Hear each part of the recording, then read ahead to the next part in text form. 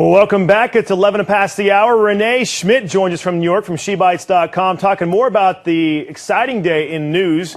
No matter where you sit on the political aisle, you have to admit it's been quite a day so far, and it's just beginning, and you can bet this is going to play out for some time. But Renee, right away we want to go into, and I asked this question of our last guest as well, the reaction and really the explosion on the internet today when the ruling came out as people try to wade through all the ruling itself. In fact, a very thick ruling, for lack of a better term. And we saw Twitter go crazy and Facebook, and of course people on both sides and people trying to figure out what was going on. Give us a rundown of what you thought today when this call came down at around 7 a.m. West Coast time, 10 o'clock Eastern.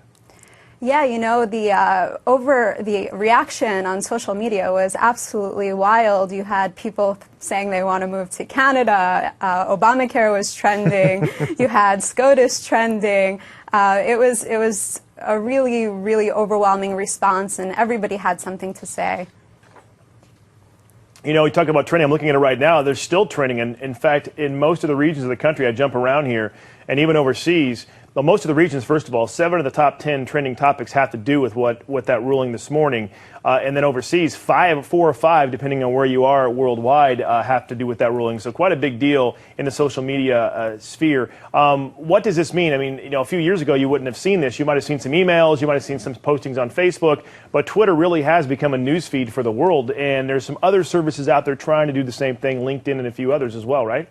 Yeah, absolutely. I mean, I actually recently had written an article about this very subject on SheBites, my blog. You know, can news on social media be trusted as compared to regular news? Because when things go viral, sometimes you don't even know what's true, what's not true. I'm sure there was many false reports this morning, in fact, of a ruling before the ruling even came out. And I think that happens more often than not to some extent. Yeah, there were a lot of predictions over the last few days. In fact, I saw a ton saying that the Supreme Court would shoot it down. And then this morning we saw a number of reports come out that weren't necessarily clear. A couple were incorrect as people tried to wade through this because, you know, there's so many different aspects to that ruling.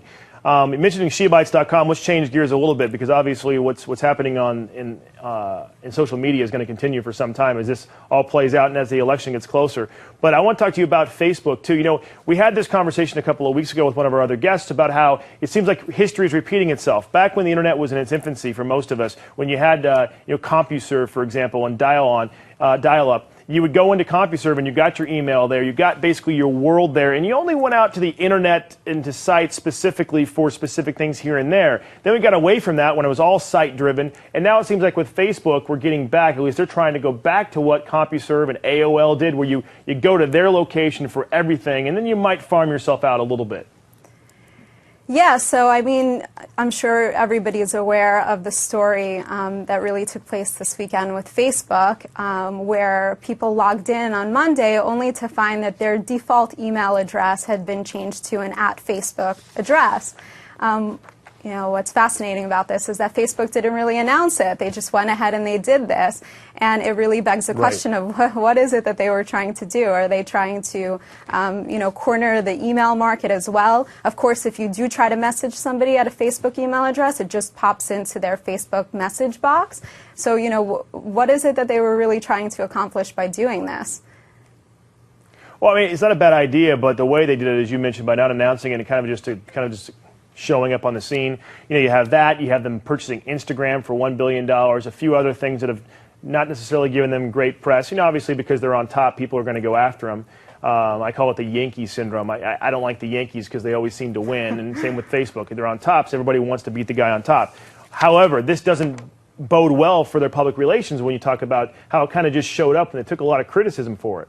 Yeah, you know, and rightfully so. I mean, personally, I often go to Facebook pages to get somebody's email address on the fly, and when you go there and you see somebody's @Facebook address, it's not really their email. How do you get in touch with them? That's annoying. And so you had a lot of people outraged about this, and certainly, you know, tech bloggers were voicing their concern on blogs across the internet.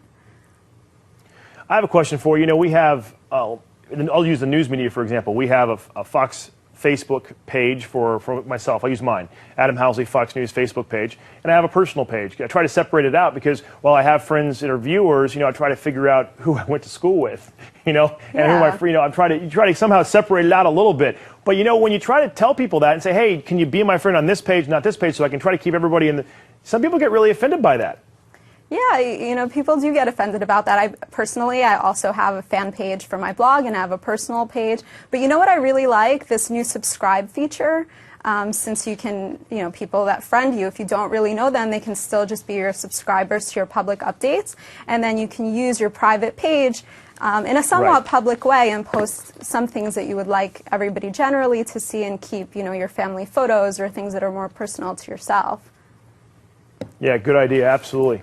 All right, Renee Schmidt, appreciate your time again. SheBites.com is the online location to find more about Renee. We'll have you on again, I'm sure. And thanks for your insight on Facebook and everything Facebook. Of course, this is an evolving topic, just like the healthcare ruling. So I'm sure we'll be following it up in weeks to come. Thanks, Renee. Thanks, Adam.